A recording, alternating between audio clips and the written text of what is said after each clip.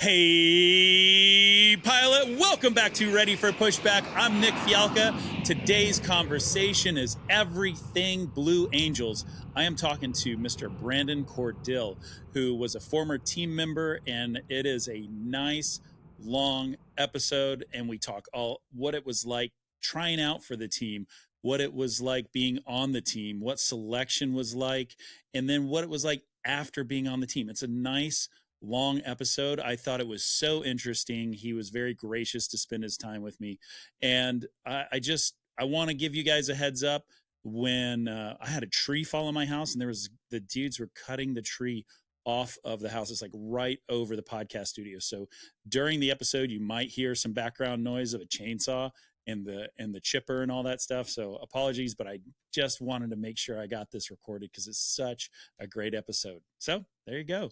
Sit back, relax. Let's get ready for Pushback. It all started as a spark. Maybe it was the sound of jets racing across the sky, or the feeling of your heart racing as you watch a crop duster flying low and slow. Even then, you knew you were meant to fly. For pilots, it's more than just a job. It's a calling. The early mornings, the long hours, the relentless training, you didn't do it for the money. You did it for that moment. That moment when the wheels lift off and the earth falls away beneath you. But flying is just the beginning. The journey to your dream job takes more than just skill in the sky. It takes strategy on the ground and a lifetime of learning. Most pilots don't understand what career opportunities are available in the world of aviation. Learn how to go from good to great, from flight school to regional to major, and from hopeful to hired. Whether you're sharpening your skills, building your resume, or preparing for that big interview, this is where pilots come to level up. Let's get ready for Pushback. Here's your host and my dad, Nick Fialka. All right, Brandon Cordill, what's up, my man? Thanks for having me. It's an honor to be here. Man, listen, you're my first Blue Angel on the show, so I'm super stoked to have you. You started out as a Marine, and you were a Marine. You still are a Marine, I guess, at once and always. But you joined the Blues. Talk to me about your life, like kind of coming through flight school, getting into the Hornet and into the fleet, and lead me up to thinking about joining the Blues. Oh, perfect. So I had seen the Blues when I was in high school, and I remember seeing them like, gosh, it'd be an honor to be able to do that someday, but never thought it really would be any possibility for a guy like me to even have a shot at that. So, but I knew I wanted to go in the military, and I wanted to fly fighter. So kind of throughout flight school, I, tried to get the grades to get the jets, and was lucky enough to get selected for Hornets. And then as I went through the fleet, I joined right post 9/11. My squadron deployed to Iraq and deployed to Afghanistan. And kind of through all those deployments, I really lost track of kind of, hey, I'd seen the Blues once. Maybe I should think about applying. And it wasn't until I was sitting in Afghanistan and the message came out that they were selecting 2 pilots for that would be their 2012 season. And the minimum to apply would be 1,500 tactical jet hours, which is a lot when you think about fighter time compared to commercial time or civilian time. 1,500 tactical jet hours can take upwards towards 8 to 10 years to get sometimes. But I was very lucky because all my deployments were combat deployments. So I was, at the time in Afghanistan, I was flying about 5 hours a day, 6 days a week. And so I did a quick addition to my logbook and looked up, like, by the end of this deployment, I'll have 1,500 tactical jet hours. And I was also up for orders after deployment. So I went to kind of my command element and mentioned I would like to apply. And they really kind of recommended against it. It was kind of this, hey, this isn't the ideal career path, for a Marine to go through. But I did have a mentor of mine who was the XO at the time, said, hey, I've always told you, in the military, you make your own career path and do what you want to do. So he recommended I apply, and I went ahead and started the application process. And so the way the application process works is you first submit like a it's kind of a stack of questionnaire and, a paper, kind of why you want to be a Blue Angel or what interests you, a resume, and then you need your command endorsement. So your commanding officer write an endorsement, saying yes, he approves you to apply. And that's the first step of the application process. Let's talk about that. Let's talk about that first part about why you want to be a Blue, because you could there are a lot of different ways you could answer that. And so how do you answer that? So I had, the flying clearly always interests me, but what I had done, my deployments were fairly unique because I was a land-based F-18 squadron in Kandahar. So as I did that 7-month deployment, very active deployment, you're supporting, your ground troops, but living in Kandahar, you very unique opportunity where you go out and fly close air support, and then it wasn't uncommon. You would have dinner with the same guys who are on patrol who you were supporting. And a lot of times those patrols or something happened pretty tragic on that. But this bond was kind of created, which I thought was very unique from an aviation standpoint, to be able to hey, I was up in the air, well, what was your call sign? I was, 2-2 today. Oh my gosh, you worked for us today. So after that combat deployment, I was like, hey, I want to do something a little bit different. And I knew, the Blues had such a impact on representing all the men and women in the military. And I was like, if I could fly and be able to have a chance to tell their story and represent all the men and women who are overseas serving for us, to me, it was like that would be such a cool opportunity. So that was kind of my big reason for doing it. Had I not done that deployment in Afghanistan, lived there, I don't, I may not have applied. It just might not have been something that was like, oh, I'm just going to keep doing my career path and keep kind of progressing up the chain. But so that was my reason for applying. And we've seen all sorts of, sitting on the selection side of it, you've seen all sorts of reasons why people want to come apply to the Blues, whether it be the flying or the public relations side of it, getting out there in the public and going to these smaller towns who have never seen a fighter jet in their life, and now you're doing an air show in a small town and they're watching the Blue Angels. So kind of to bring the military to the public, to give them some exposure of what the military is about. Yeah, that's so that is such a unique quality. I love that tie-in from being with the troops and being part of the operation and the mission, and coming back to the DFAC and just sitting down and having those conversations. I love that. The application process, do you just send it in and then you just kind of sit back and wait, or do you have to lean into it and start making phone calls and stuff? No, you send it in. And I was told there's a lot of misconceptions when I started to apply. One, I was told by a senior officer who said his neighbor was a Blue, hey, you need to, the first thing he says, I don't think you understand how the application process works. My neighbor was a Blue. You have to know people in there, which I had assumed. I'm like, yeah, well, I know nobody.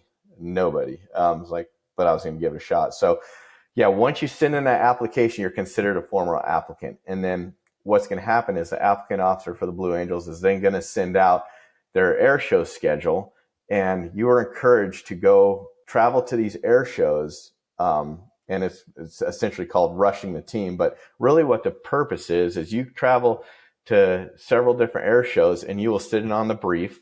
You'll get to meet the team, and then you're going to go to one of their social commits. Team usually has 1 or 2 every air show, but you're just going to sit in the back. And really that's an opportunity for an applicant to observe what the Blue Angels actually do, the pace of life, watching them outside the cockpit, and to really see if this is something you still want to do, because applicants, all they see is the flying. They don't necessarily get to see what goes on behind the scenes. So and then from that point on, at the air show, you'll go on, you'll meet up with the team at a restaurant at night, and you have a chance, a very informal environment, just to meet everybody on the team and talk to everybody, and vice versa. It's an interview. They're talking to you, but we're trying to make it as low stress, because basically what you want to get is you want to find that person who you want to find the true them. You don't want the perfect interview person to be like, hey, this guy interviewed so well, let's select him. No, we want to see in all facets to make sure, that you're not just hiring someone who can interview well. Are you paying for the travel yourself, or is You are DoD paying for yourself? It's all out of applicants' own pocket. So typically, what will happen is, we do our big shows in Miramar, Oceana, Beaufort, any of those places where we have our Hornet bases are typically heavily rushed applicant shows because most of your applicants are coming from those bases and they don't have to travel anywhere. But I had always kind of recommended, though, to other applicants, I'm like, if you can get out to smaller shows, go out to a show in Omaha, because most likely there's only going to be 2 or 3 other applicants there. So you're going to get a lot of time to observe and see the team and all that. So, that was kind of my big recommendations, but it is all on your own dime, and it is not cheap. How do you think you stand out and start making yourself known, and that you are like, because there's in my mind, there's 2 different avenues. Like there's the prima donna that's like, that's just too cool for school. Yep. Right. And then you've got kind of that salt of the earth, like, hey, this is like organic goodness with the team. Like, how does that happen? What's the sauce? And I always told people this, like when you come out, I always got the most information about somebody when we were out, we were at a restaurant or something and invited all the applicants to come, like, hey, just to sit down and talk. And I'd always told everybody, like, number one, just be yourself. Like I am, my call sign was Sub, but I am Brandon. I'm an F-18 pilot. I shouldn't be here, but I'm here because I tried, and just be yourself. And that really went a long way. I mean, I had some fleet counterparts that came out to apply who I knew I deployed with. I knew these people, and show up, and all of a sudden you're like, hey, you just almost kind of wanted to smack them. Like, just be yourself. Like, I know you, this is not you. So that's kind of one thing. The other thing is too, when an applicant comes out, they're not just showing up to a show basically blind, where, hey, this is our first time meeting you. We have all the applications, and once you notify the team, hey, I'll be at this show, we would kind of get a briefing on, hey, here are the applicants who are going to be here. Here's their whole application. So we do our research on the back, so we knew everything about that applicant showing up, kind of to do our homework to just to know who's coming to the show and know what you're getting. Yeah, and that also, I love that, because you are able, if you're reading somebody's application, you know where they're from, there's what squadrons they were in, what deployments they had, but also a little bit, the long form portion, you get to know a little bit about them. I feel like if you're on the team, it makes it easier for you to try to break the ice and try to yes. come to this, like, yes. come on out. Yep. Because at the end of the day, what you want to find the personality, or the person who, on month 7 of deployment, when stuff's not going well, everybody just wants to get home. What was this person like? Because that's what the Blues is like. I mean, you're going to get to month 6, 7. I mean, I've seen, everybody else on this team more than I've seen my family for the last 300 days. And stuff might not be going too well. You want to figure out okay, what's that person like? And that's really what you want to get down to. And just so people know, month 7 on deployment is like 2/3 of the way through. Typically, not all. You're not done. Like, no. You still got more time. No, yeah. To me, that was always like that was just always the toughest part. You're like, you think you're well over halfway. You're not completely sure, but and you're just grinding along. But yeah, man. All right. Okay, so when you were applying, did you know how many other? So, in case people aren't tracking, like, there's one Marine on the team there, yes. And so you are competing for one slot, but also I think are you bringing in 2 Navy pilots? So it alternates every other year. It's either 2 and a boss, or 3 and not a boss. So yes, there is one Marine, but there's no requirement for there ever to be one Marine on the team. It just has kind of worked out that way for the last 20 years. Like the year I was selected, there was already a Marine on the team. He was in his first year. So if I had done the math and been like, well, I won't get picked because he's got a second year, I might as well not apply. That is not the case. When it comes down to selection and the final guys to get selected, we take the top two, regardless, Marine, Navy, top two Navy, Marine, one Navy, doesn't matter. Your top two individuals at the end of the night are the ones getting selected, and it may or may not be a Marine. So how long were you rushing the Blues? How long did that process take? It's about a year. So I sent my application, I believe, in August I believe in August. I wasn't selected till the following July. But I had a pretty unique application process because started the application process. I was on deployment. So I got back and I'm like, I'm going to hit the next 3 shows because those are like the last 3 shows of the applicant season.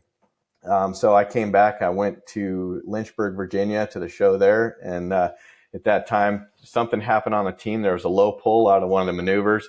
The boss ends up getting relieved or voluntary told to go at that time. So they canceled the next shows. The rest of the applicant season were canceled. So I kind of wrote it off. I'm like, well, I went to one show.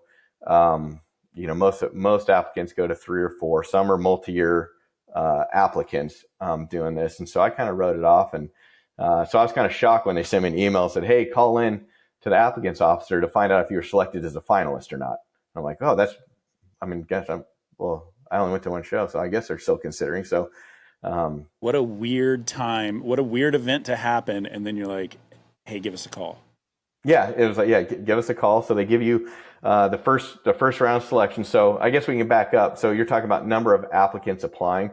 On average, it's about 50 to 60 F-18 pilots applying per year. So, and you don't, everybody's going to various shows. So as an applicant, you see the list of names who's applying, but you may not, see hardly any of these people. So you're going to go through this whole basically rush season, going to air shows. Then when the final air show is done for applicants, the team's going to sit down and they're going to go through and they're going to narrow these, 50 to 60 down to 6 or 7 finalists. It was kind of the average. We're going to take those finalists down. So everybody gets a time to call into the applicants officer to see if you're selected as a finalist. So I got my time slot to call in. I think we were driving up to Charleston or something for the day and pulled over and called and was found out selected as a finalist, which I was pretty shocked about. And then, so then that 50 or 60, now it's 7. And then from that point on, you're going to get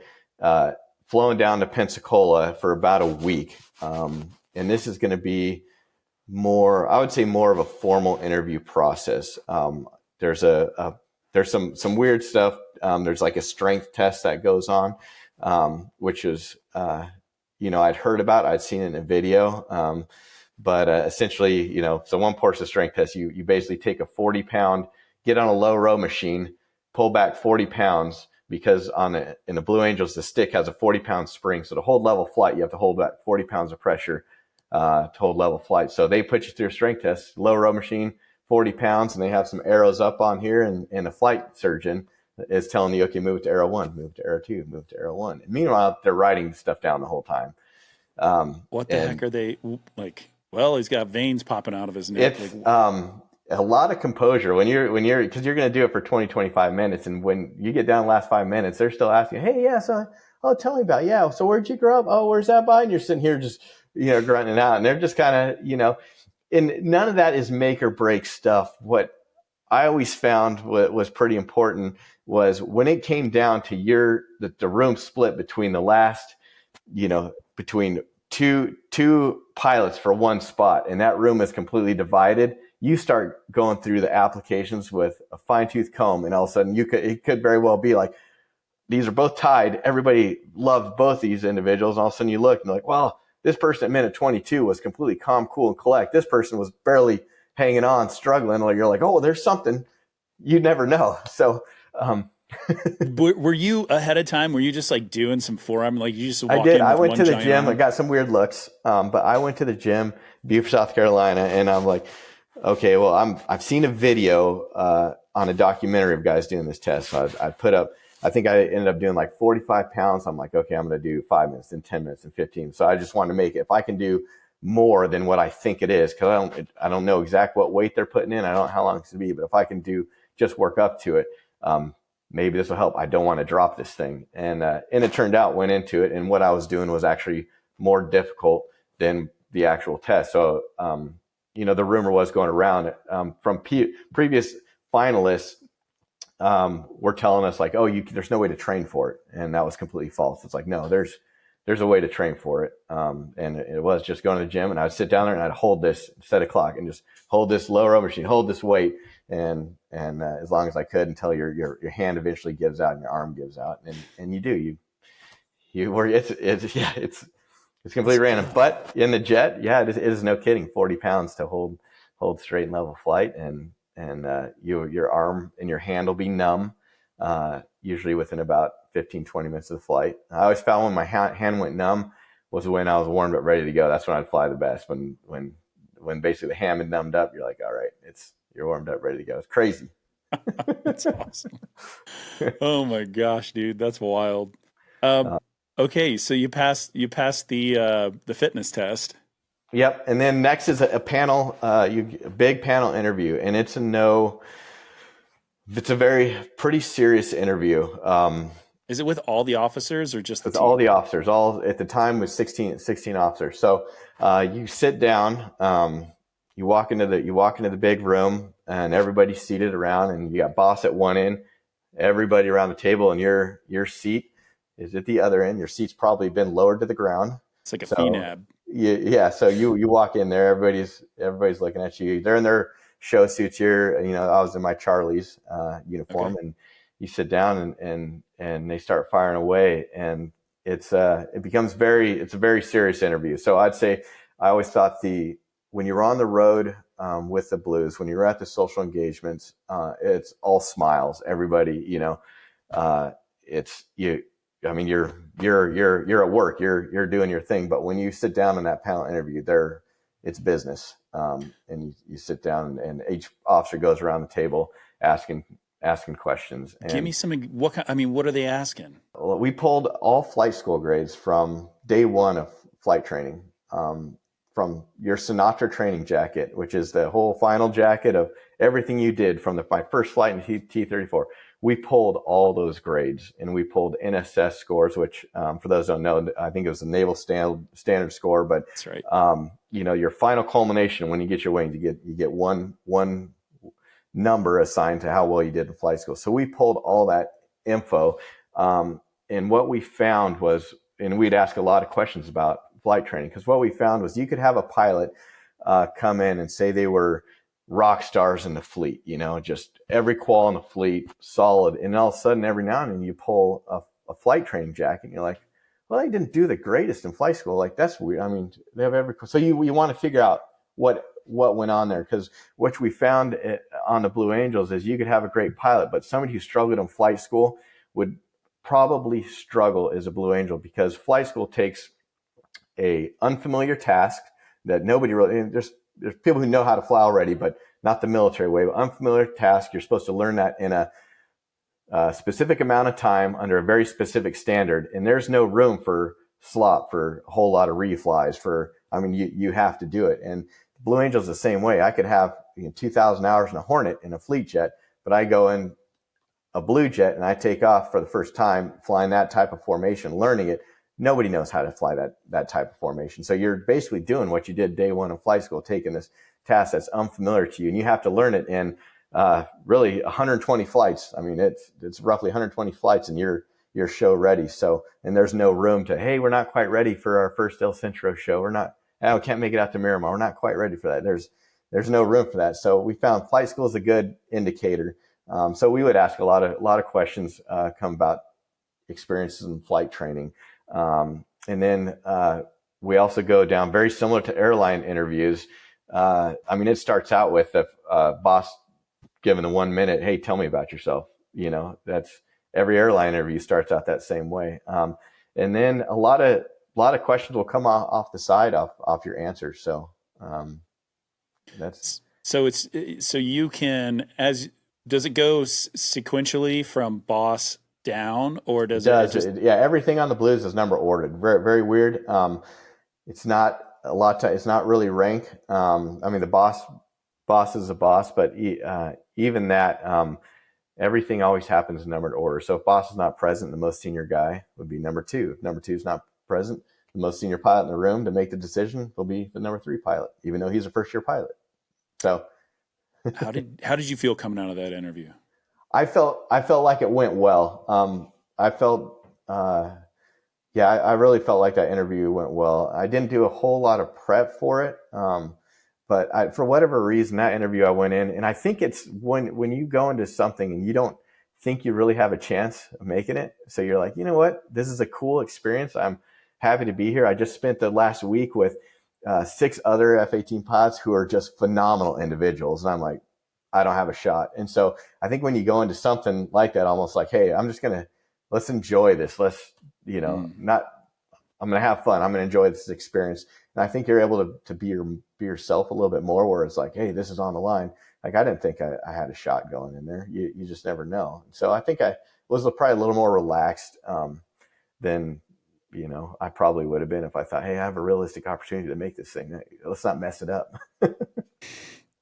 Yeah, that is just when the pressure's off, like I think you can flow and be yourself, and you're not second guessing your answers. Exactly. And I certainly have had all of my career has been like, I can't even believe I'm here. And I'm not even a Blue Angel. Like I'm just happy to be here. They let me put on a military uniform and I get a paycheck every 2 weeks. Like, let's go. It's amazing. I think that was my kind of mindset all throughout military aviation. Like the first time I stepped in T-34, I'm like, gosh, I cannot believe I'm flying this turbine aircraft around Pensacola, and I'm getting paid to just learn how to fly. Some cool stuff.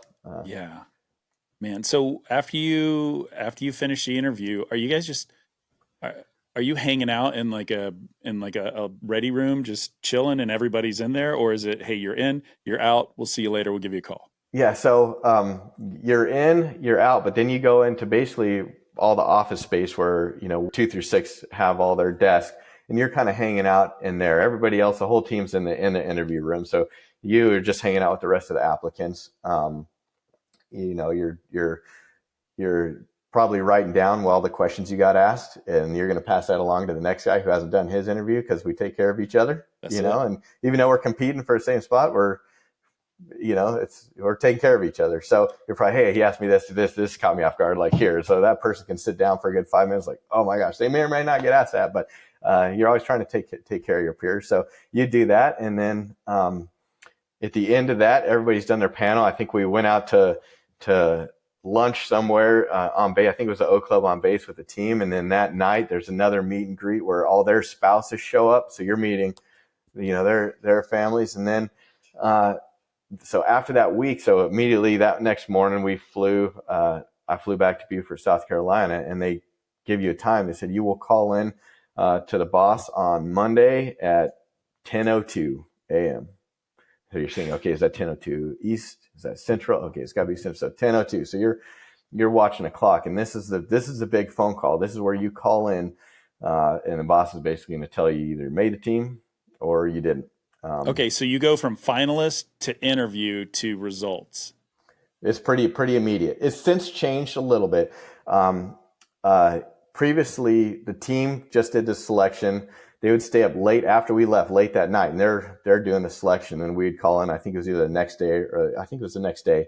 So it's fairly immediate. Now I think the names have to be vetted up through Sinatra. Big Navy, and then given the thumbs up, which they'll give the thumbs up, and then so I think there's a little more of a delay, but ours was immediate. I got back that night, woke up the next morning. I was supposed to be at Squadron, told me, hey, I'm coming late until I make this phone call, and yeah, you call in, and it's very, the phone calls are very interesting. The only, I guess, gouge I was ever told about the phone call, because I did apply in my applicant pool, there were 2 guys who had made finalists the previous year, but weren't selected. So they had done the whole application process again, had been selected as finalists again. And the big one that they said, hey, no matter what, if you were still on the phone after about 10 seconds with the boss, it's a good thing. Whoa. Because finding out you weren't selected is a very short conversation.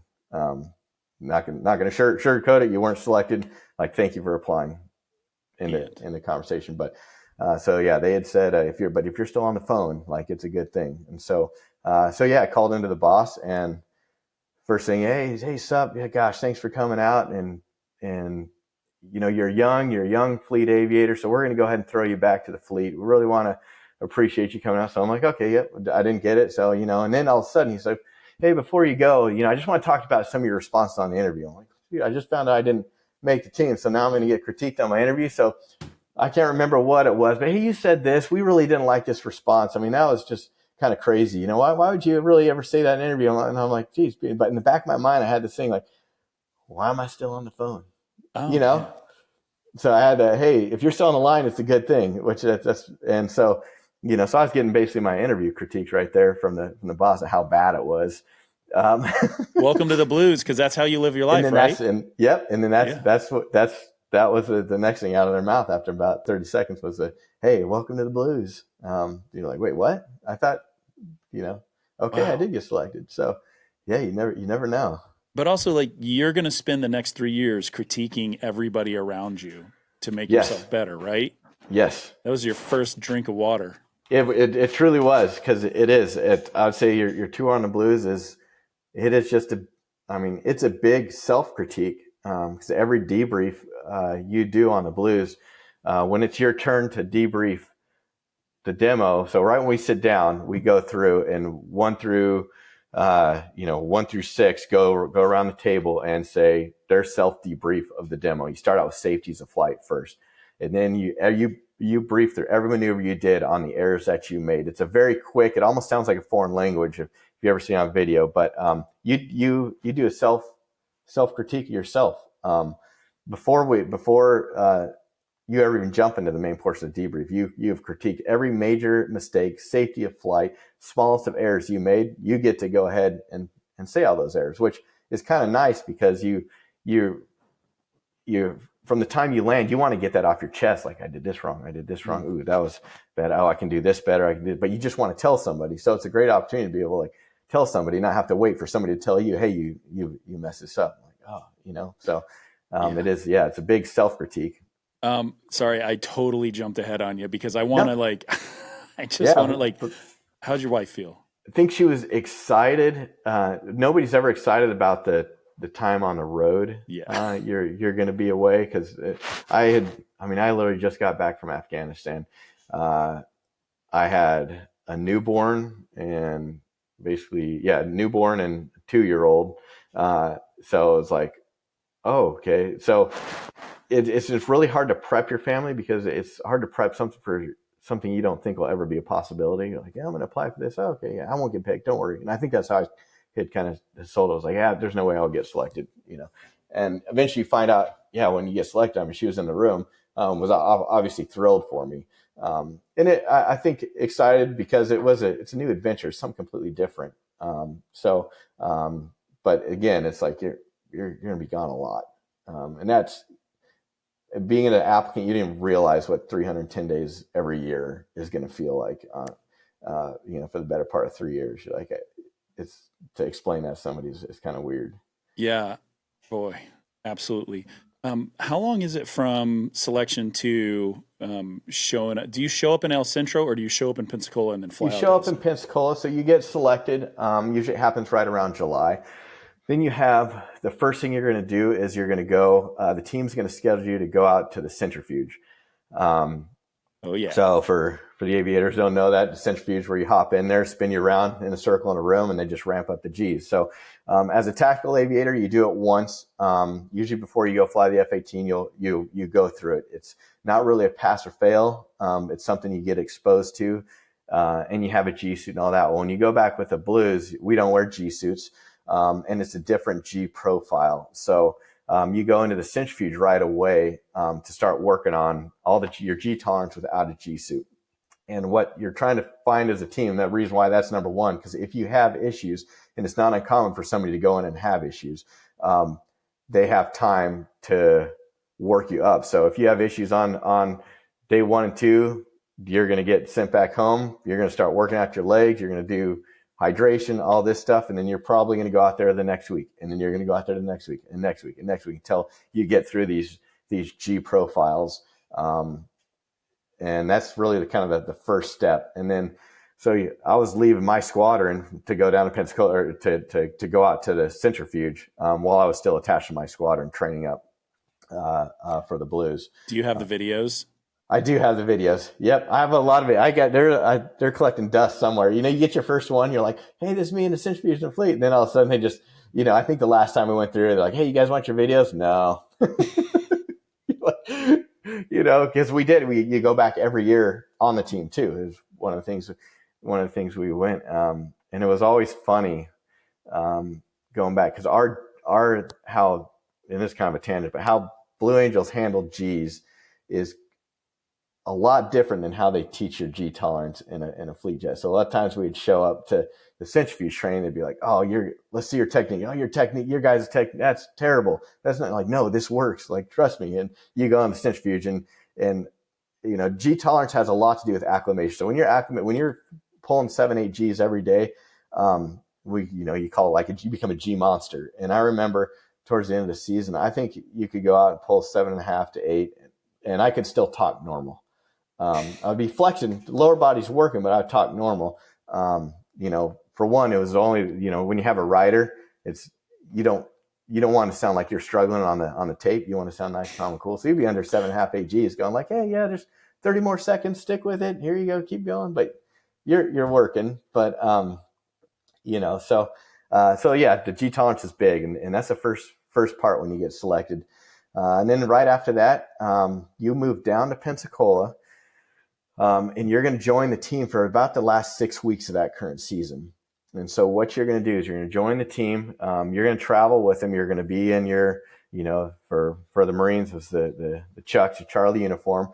And the sole purpose of that is you get to travel with the team, and you go to everything, and you observe and you learn how to be a Blue Angel, all the weird stuff that takes place that is not flying related, our schedule, how we do caravans, how we get to the show, how we conduct all briefs, how we conduct media, how we conduct radio interviews, school visits, everything. You shadow and you start to learn all this. So when it comes time, when you start flying, you don't have to learn all the ground stuff that goes into being a Blue Angel. You've been trained and sent up to the Pentagon to do media training and all sorts of stuff. So that all kind of takes place during that period. Do you also have to memorize the script? The only script we really ever memorized was just all the maneuver profiles. Not the narrator script. The guy. I do not. The narrator has to. I was never a narrator, but the narrator does memorize that script. Yeah. I was fortunate enough not to be selected as a narrator. Yeah. Listen, I would have happily done it. But yeah. Oh yeah. Absolutely. It was not my first pick. It's a lot to say. God bless that guy. It is a lot to say. And the narrator, so number 7, the narrator title, that's really such a small portion of his job. Number 7 goes out to the shows a day early. So they're at the show site on Wednesday. They're doing all the media rides. They're making sure the hotels are squared away. All the rental cars are squared away. The schedules are all squared, the itinerary. And I don't know if they still do this, but number 7 used to hand draw a map of the city everywhere we went.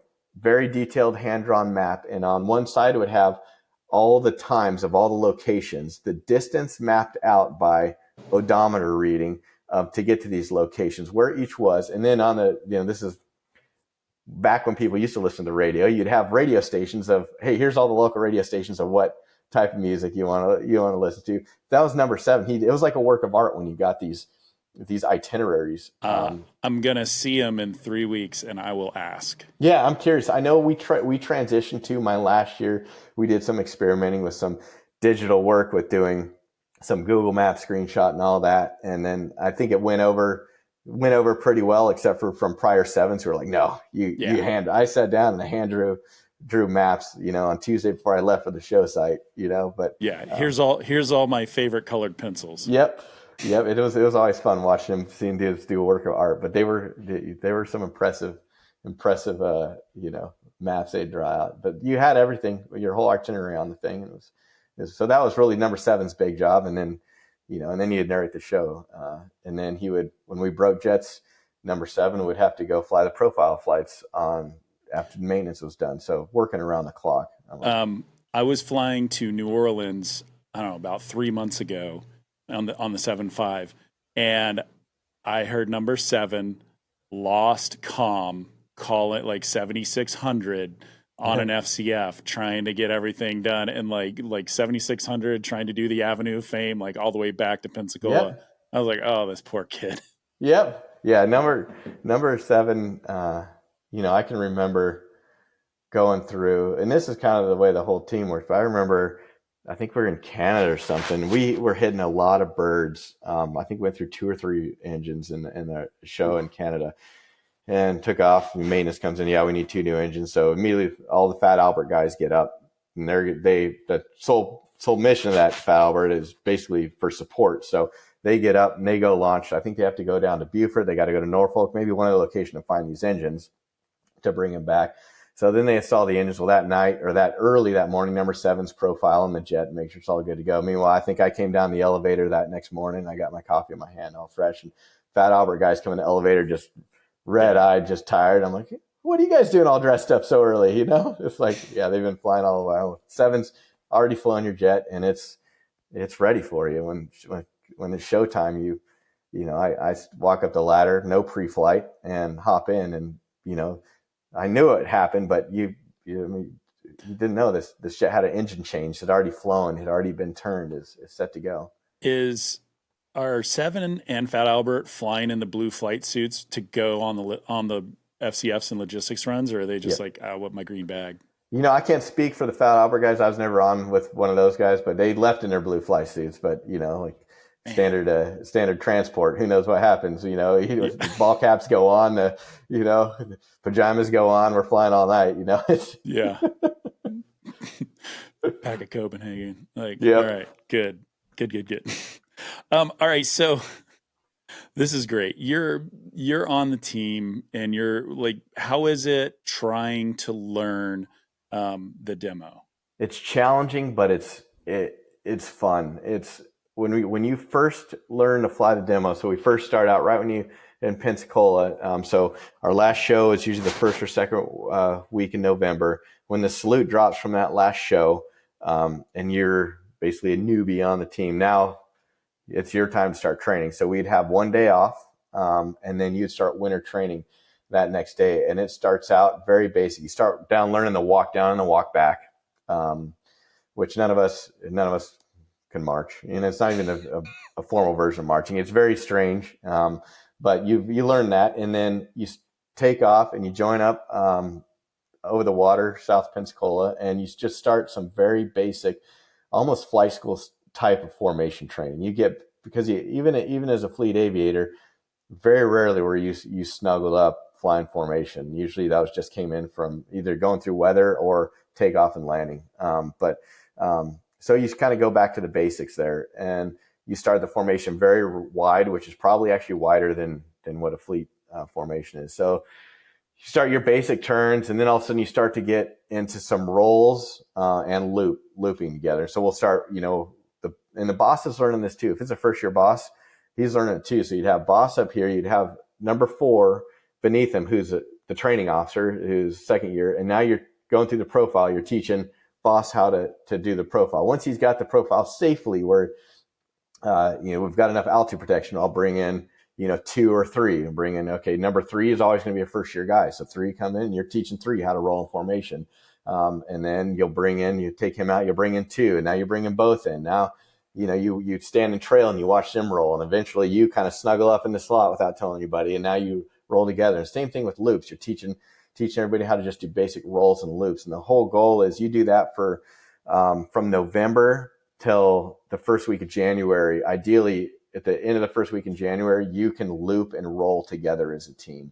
And that's before you go to El Centro. How long's the leg? Like, are you doing like a 1.0? Are you doing like a 0.7? More like a 0.7. Okay. Yep.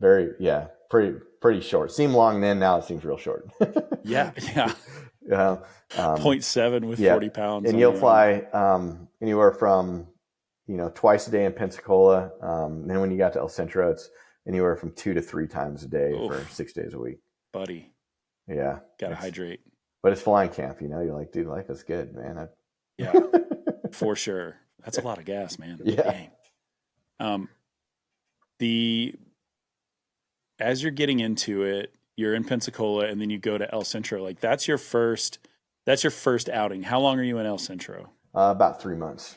3 months. Yeah. Is your wife at home the whole time? Is she coming out? Did she? Wife's at home.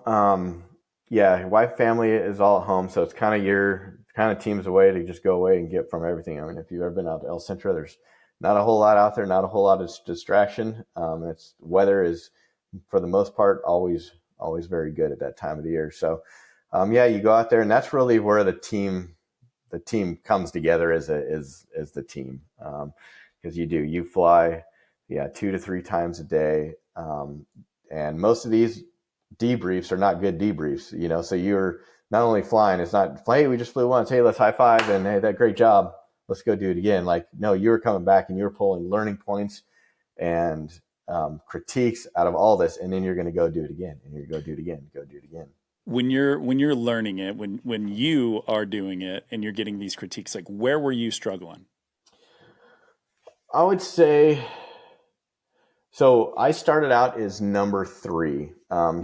Number 3 is on the left wing. So number 3's sole job within the formation is to make it look symmetrical. So you have the boss and you have number 2 set his position over here. Well, if number 2 is flying too close or too far, it doesn't matter. My job is to balance it.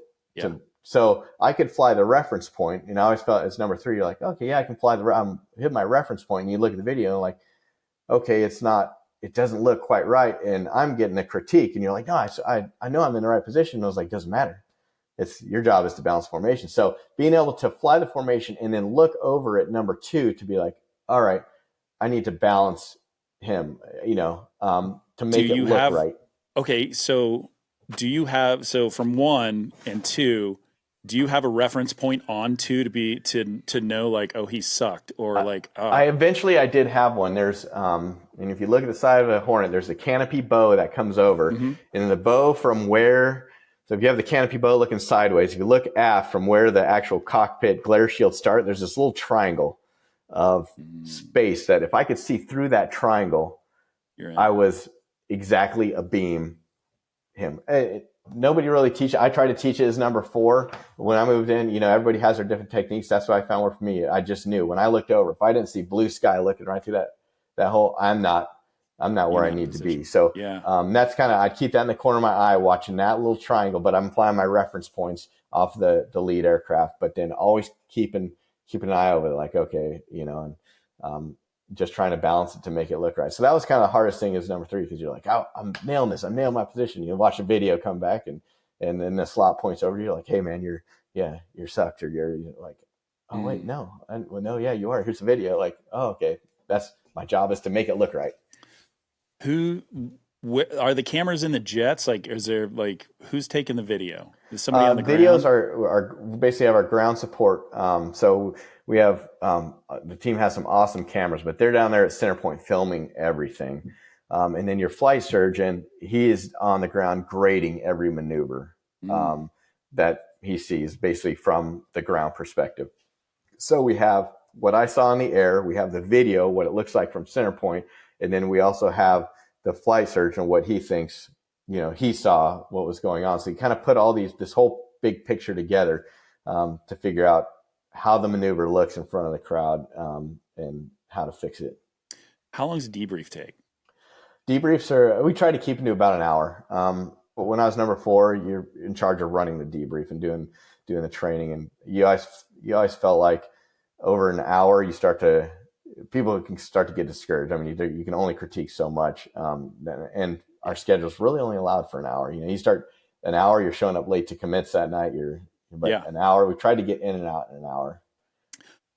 So as you go into the show season, you do even in practice in Pensacola on Tuesday, right? Like you do practice, you're done. You've got pictures in front of the jet with, like, that's where you and I met when I was hanging out over there. And then then you go over to the museum, the Naval Aviation Museum, which is the best freaking museum ever. Oh, incredible. Absolutely incredible. And you sign autographs and you kiss babies and shake hands, and then you go debrief.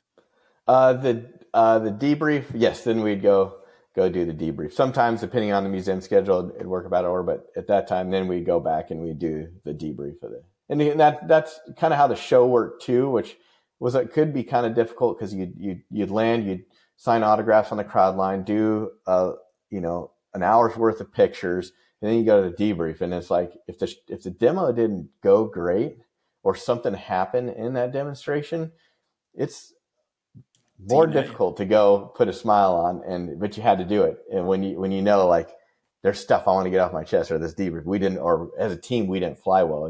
You're not happy, and you got to go flip the switch on. You got to basically act like it was the best show you ever flew. Yeah, you get it. We need to go work this shit out right now. Yep. I get it. So yeah, I was always like, I just want to do it now. Like, let's fix it now. But no, that's not how it works. Yeah, welcome to being a Type A. Yep. Man, that's amazing. The 310 days a year is a lot of days. And one of the shows I've done is the episode 100 is like my wife and I talking about our experience coming through the airlines, like the regionals and the ULCCs all the way to the majors, and what that was like, and the struggles that we had and the difficulties, and also like the successes. So like, talk to me as a husband, number one, and a father, number two. How did that go? How do you balance that? It is, I mean, being gone that much, there's no easy way to, I guess, skin that cat. It's very difficult. Because like I said, majority of my last year on the team, I had a newborn 2 to 4 year old. Traveling was very difficult for my wife. If to get to any shows, I mean, I couldn't help. I left a day early, so if she was flying to a show, she's taking 3 little kids to the airport to fly to the show. Fortunately, the spouse network on the team very tight, so you usually have somebody there helping. But basically, what we did, any show they could drive to, which was anything within about 6 hours of Pensacola, they always came to those shows, which was great to be able to see your family on the road. Absolute game changer. The hard part about that was when we would go on the road, that was when we were really working. So if you look at our itinerary of our road schedule, it's just about every minute of every day is spoken for doing something. So you go on the road and, have in your mind, you're going to be able to see your family. In reality, like, I would show up to the hotel room, everybody's in bed when I'm done for the night, and I would get up, see them very briefly in the morning, and then it's off to, either do a school commit, radio, something, come back, work out, get ready for the show, go and show, and the whole process starts over. So a lot of those times you're on the road, but you really didn't even have a chance to see them. So it is, extremely, extremely difficult. And the big thing that helped me was, gosh, my wife was so supportive. I mean, just absolutely incredible throughout the whole process. There wasn't a whole lot of discussion in it because you just assume you're not going to get picked, and you do. The support network was huge, but it definitely it's a tough lifestyle. Was Jeff number 2 when you were there? So we selected him my last year. He was selected to the 2015 team. And we kind of traded spots. He came from BMFA 312. I went to BMFA 312 after I finished. But yeah, we selected him. Just that was a real eye opener. Yeah. For those of you not following, Jeff had a mishap at a show and is no longer with us. His little boy and my little boy went to school together. They were like best pals. Oh, wow. And so when that all went down, I'm not going to go into it, but it was not a great experience. It was one of the hardest. So yeah. Yeah. I was trying to figure out if your timing worked out with him. Yeah, we selected him. So he went through the whole application process with my team in the rush process, and we ended up selecting him. Phenomenal individual. Yeah. Great dude. Yeah, that was kind of an eye-opener. We hadn't had a major mishap in a long time. Since Buford, I think. Yeah. Yeah. Yeah, golly Moses. Uh, so I know we've been talking for a long time. I'm so sorry. This No, is you're so good. good. No, heck no. I, as you're, do you feel like, is there ever a time with this set of orders where you're just over it? Yes. Yes. And somebody told me right when I got selected, one of the last year guys had said, he's like, yeah, your first year is just great. You're on cloud nine. You're just like, it's unbelievable. Second year, you're really like, yeah, this is cool. By your third year, where you kind of said, hey, the blue kind of wear off, on, and it's your job. And it turns into that, to where you are so tired, at times. This is for us 3 years now on the road. And there's times where you're just like, I'm ready. So, I will say towards the end of that, you're just counting down air shows. For me, being in the slots number 4, I was also counting down. You get so good as a team. And so my team was unique. We faced sequestration my second year. Oh yeah. So we didn't take anybody for the third year. So you didn't take anybody. The other 5 of us had been flying together for a better part of 2.5 years. So we knew everything about each other. Such a tight knit group. Well, what comes with that towards the end of flying together that long, I felt like the 3 or 4 months, like every day I was fighting. We were fighting complacency as a team. It's just like we were flying so well. You could not fly any closer than what we were flying. Everybody was very comfortable, and you're just kind of like on pins and needles a little bit. Like, okay, I'm upside down in formation at 150 feet, 18 inches from another jet, and my mind is wandering off to something I got to do later on today, because you've become that good at it, and you've had so much practice at it, and you're so comfortable. And that's where, based on accident history, where stuff creeps in, and so you're kind of fighting it. So I was kind of counting down for twofold. I wanted to be with my family, and also the fact you're just like, this, you can only do this for so long together, same group of people, without any major change before something bad happens. And so that was, I think, the biggest fear. I was like, okay, it's time to be done. Yeah. When you are done, is there any special, like each squadron you get like something to hang on your I love you all? It's kind of funny, and I actually enjoy I really like the way they do it. Twofold. So when you're done, and you've obviously been to Pensacola, when in a Blue Angel parking lot, you have your parking spot. You have this name tag, mine, Major Brandon Cordill, slot pilot, blah, blah, blah. It's up there, your parking spot. Your picture's all over the wall. It's all over the wall at the O Club. It's all Pensacola. Yeah. Okay. So you're kind of everywhere. Yeah. When you walk back from the last show, you drop the salute, shake hands, take pictures. When you walk into the squadron, your picture has been removed. The next guy's picture's up there. Your parking space, when you go out to your car, it's not my name up there. That tag's been removed. The O Club pictures have been taken down. It is very like, there is no old guy hanging around type. Hey, it's like, thank you for your service. Like, it's time to go back to the fleet. And I think it is so cool to be able to do that. And number one, I thought it was very cool as a newbie coming on, because when I'm watching a show and they're doing their last show and next I'm going to be up, there wasn't any of this. Oh, hey, you're still a new guy. Oh, you're not really. It was like when I walked back in and I was in my Charlie uniform and your picture is up there on the wall as the left wingman for the Blue Angels.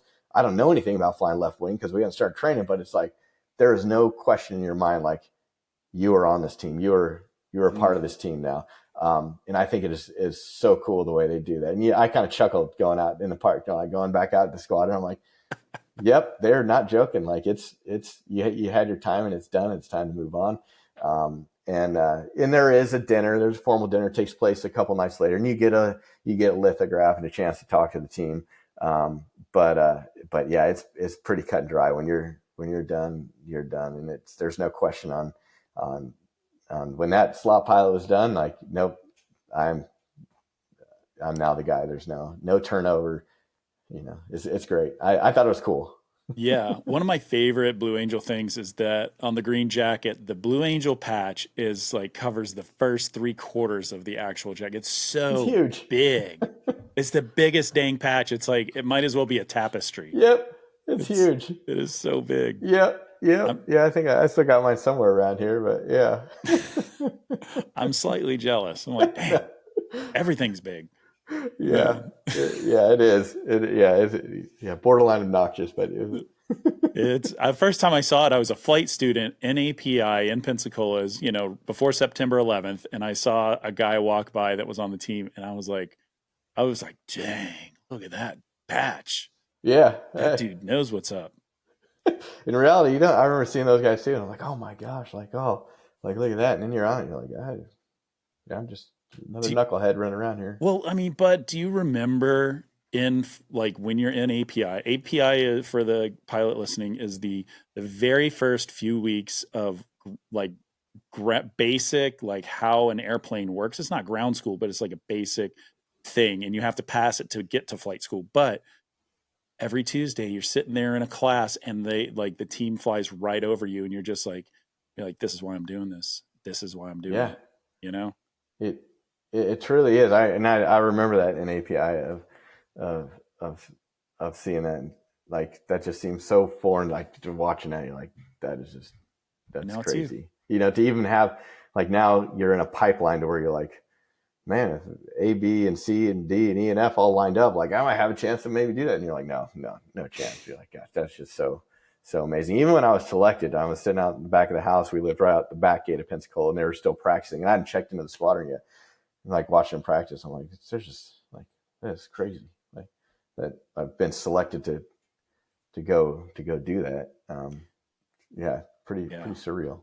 I remember on my first deployment, there was a guy had just left the team and come on as a department head, and one of the guys I had gone through flight school with was a nugget in the squadron. I think it was I want to say it was the Rip. No, the Ripper still had Tomcats then. I don't remember, but he's like, he came back and we were sitting in the mess decks or in the wardroom having a conversation. He's like, dude, that new guy that just got off the Blues, like he joined up on me so tight and so fast, it scared the hell out of me. Yeah. Like the join ups, like the way you're flying now after the Blues is just like on another I got level. kind of the same feedback. You just don't know him. You've been doing it 3 years. Like when I came back to the fleet, it was just like, oh my God, like what, like you guys like looking and you're just, but it just seems normal. I think I intentionally tried to like kind of join slower, but you don't.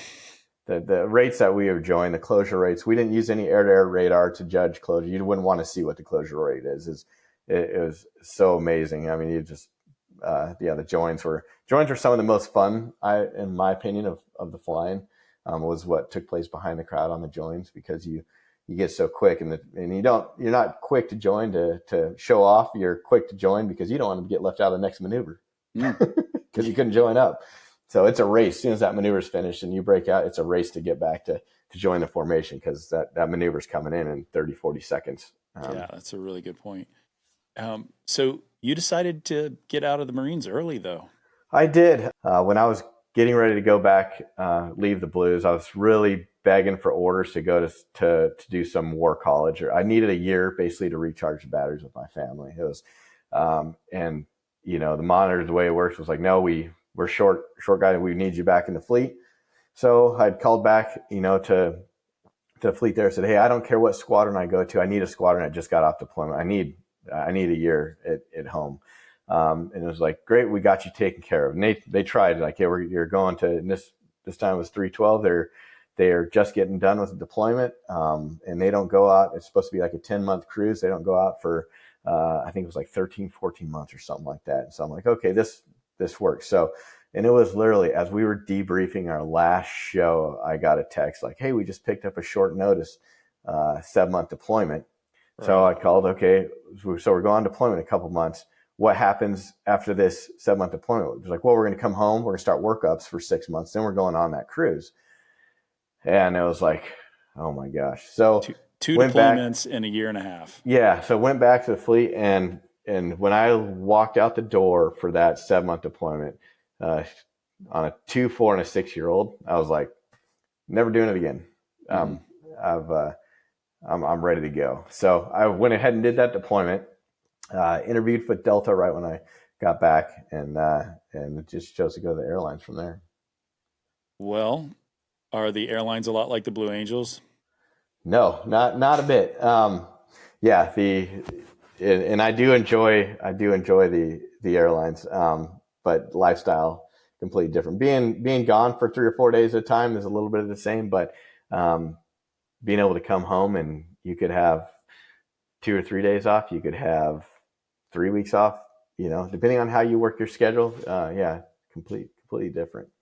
Do you feel like going to the airlines was the best move?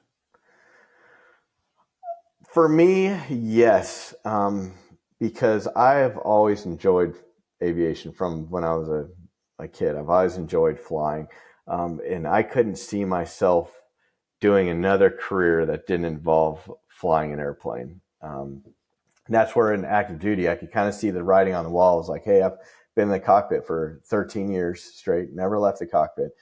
And it's going to be time where I'm going to start getting orders where I'm not flying anymore.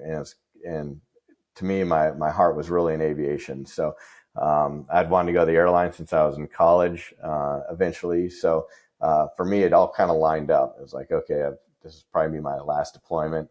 The airlines had just started kind of hiring again within the last year. So the timing seemed pretty good to go ahead and make the jump. And you got hired there in 17? 2016. Yeah. Which timing wise was great.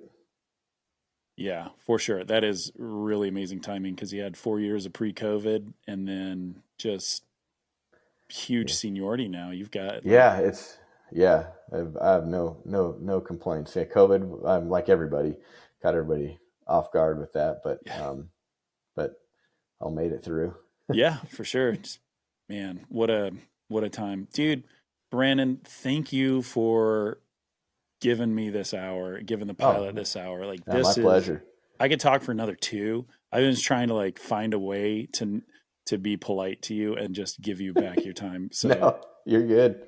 You're good. Dude, this is great. You're an awesome dude. So we met on a Tuesday at a practice, you were down watching the show, and I got invited to come out and watch the show. And like, for me, that was the first time I'd been with my family watching them. So like all my kids seeing it. And this first time, my older kids, like we used to watch all the time, but they were small and they don't really remember coming to the show. So like, it was a huge deal for them. And, after the show, the team sent a like care package of just like a lithograph and some stickers and stuff, like all the swag. And it was so generous. And like, hats off to Ray, the XO, and the PAO, and like everybody that like does all the extra stuff because they know that it's important.